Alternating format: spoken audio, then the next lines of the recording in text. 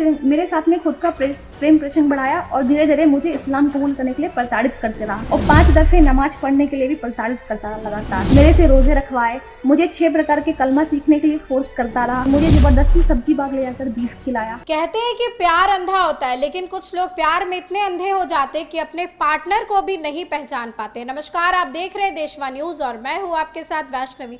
बड़ी खबर राजधानी पटना से सामने आई, जहां पर लव जिहाद का मामला प्रकाश में आया है। किस तरीके से सिराज ने सोनू बनकर एक लड़की से दोस्ती करी और उसके साथ रहने लगा और फिर उसकी हत्या करने की कोशिश करता है, धमकी देता है। पूरा मामला क्या है हम आपको बताते हैं। पूरा मामला एनएमसीएच हॉस्पिटल से जुड़ा है। दरअसल सिराज अहमद एनएमसीएच में पीजी का स्टूडेंट बताया गया और एक युवती से वो दोस्ती करता है। युवती जो है भागलपुर की रहने वाली है, 27 साल की है, जो 3 साल पहले एनएमसीएच अपना इलाज करवाने पहुंची थी। वहां पर उसकी दोस्ती सिराज से हो जाती है, लेकिन सिराज ने तब से झूठ बोलना शुरू कर दिया। सिराज अपना नाम सोनू बताता है और अपनी उम्र 27 साल बताता है, जबकि उसकी असली उम्र 40 साल थी। और ऐसे में युवती उसके झांसे में आ जाती है, उसकी दोस्ती हो जाती है। दोस्ती धीरे धीरे प्यार में तब्दील हो जाता है और प्यार इतना परवान चढ़ जाता है कि दोनों ने साथ रहना शुरू कर दिया। लड़की का भी एडमिशन नर्सिंग डिपार्टमेंट में हो जाता है और एनएमसीएच के हॉस्टल में दोनों लिव इन में रहना शुरू कर देते हैं। 3 साल तक लिव इन में दोनों रहते हैं और सिराज अपनी आइडेंटिटी तब तक छुपा करके रखता है। लगभग 1 साल के बाद युवती को पता चलता है कि सिराज जो है वो सोनू नहीं बल्कि मुस्लिम है। और ये भी किस तरीके से पता चलता है हम आपको बताते हैं। दरअसल लड़की ने सिराज को फ़ोन पर बातचीत करते हुए सुना, जिसमें वो इस्लामी लहजे में बात कर रहा था। उसके बाद लड़की को शक होता है, वो डॉक्यूमेंट्स खंगालती है। उसके बाद पता चलता है कि ये सोनू नहीं बल्कि सिराज है। जिसके बाद वो सवाल पूछती है। उसका साफ कहना था, सिराज का मैनिपुलेट करना शुरू कर देता है और ये कहता है कि तुम आजकल की लड़की हो, पढ़ी लिखी हो, नर्सिंग की स्टूडेंट हो, इन सब बातों पर ध्यान मत दो, हम आगे चल के साथ में क्लिनिक खोलेंगे। और इसी प्यार में अंधी वो लड़की जो है वो सारी चीज़ों को इग्नोर करते हुए सिराज के साथ रहने लगती है। इसके बाद सिराज जो है वो लड़की को प्रताड़ित करना शुरू कर देता है। लड़की को जबरन रोज़ा रखने के लिए कहता है, 5 बार की नमाज पढ़ने को प्रेशर बनाता है, बुर्का पहनने के लिए तक कहता है। तो धर्म परिवर्तन की शुरुआत वो कर रहा था और उसका साफ कहना था कि तुम अब पूरी तरीके से मुस्लिम रिचुअल्स जो है उसको फॉलो करना शुरू कर दो। यही नहीं, उसने बीफ तक खिला दिया उस लड़की को विरोध करने के बाद भी।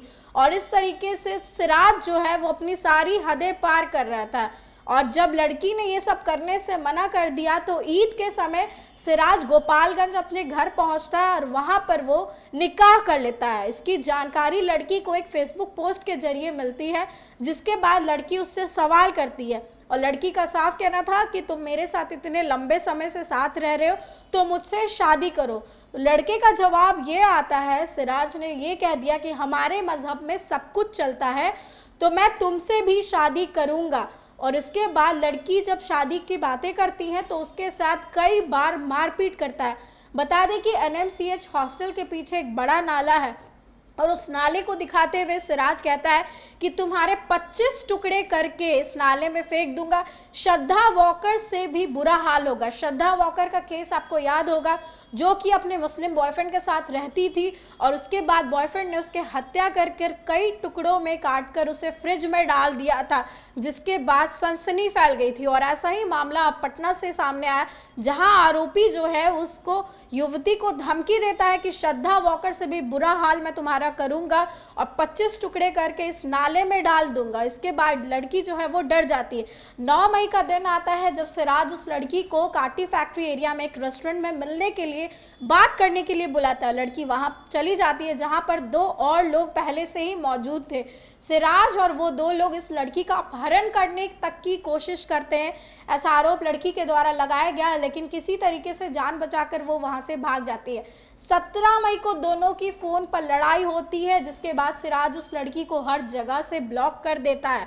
इसके बाद लड़की 14 जून को महिला थाना पहुंचती है, जहां पर शिकायत दर्ज करवाने की कोशिश करती है, लेकिन थाने की भी लापरवाही सामने आई। 5 दिनों तक उसे इधर से उधर भटकाया गया, केस दर्ज नहीं किया गया। और लास्ट में वो 19 जून को डीजीपी के जनता दरबार पहुंचती, अपनी सारी बातें बताती है, जिसके बाद रेप और अपहरण और धोखाधड़ी को लेकर के प्राथमिकी दर्ज की गई। अब सिराज की मुश्किलें बढ़ चुकी हैं। लव जिहाद का ये मामला सामने आया है। लड़की का साफ कहना है कि उसने झूठ बोलकर, धोखा देकर उसके साथ संबंध बनाए हैं और इसको लेकर अब प्राथमिकी दर्ज कर ली गई है। अब आगे कार्रवाई की जाएगी। बता दें कि इस तरीके के कई मामले सामने आते हैं अलग अलग स्टेट से इंडिया के, और ऐसे में कड़ी सजा का भी प्रावधान है, कई सालों तक जेल हो जाती है। और फिर भी जो है लोग जो है अपनी आइडेंटिटी छुपाते हैं, लड़कियों को बेवकूफ़ बनाने की कोशिश करते हैं, उसके साथ संबंध बनाते हैं, रहते हैं और मारने की भी धमकी दे डालते हैं। और इस तरीके से सिराज जो है वो एक बड़ी घटना को अंजाम दे सकता था, लेकिन लड़की जब इसको लेकर आवाज़ उठा चुकी है, प्राथमिकी दर्ज करवा चुकी है। आगे क्या होगा इस मामले को लेकर हम अपडेट ज़रूर बताएंगे। इस खबर को लेकर के आपकी जो भी राय है कमेंट सेक्शन में ज़रूर शेयर करें। इस खबर में बस इतना ही। आगे की अपडेट्स के लिए देखते रहें देशवा न्यूज़। वो जब मेरी उसके साथ दोस्ती हुई थी, वो कंटिन्यू मेरे साथ अगमकुआं स्थित शीतला मंदिर है, वहां पे मेरे साथ लगातार पूजा वूजा करने के लिए जाता था। इतना ही नहीं, मेरे साथ छठ घाट पे वो छठ पूजा में सूप में अर्घ भी दिया और मेरे साथ छठ पूजा का प्रसाद भी खाया।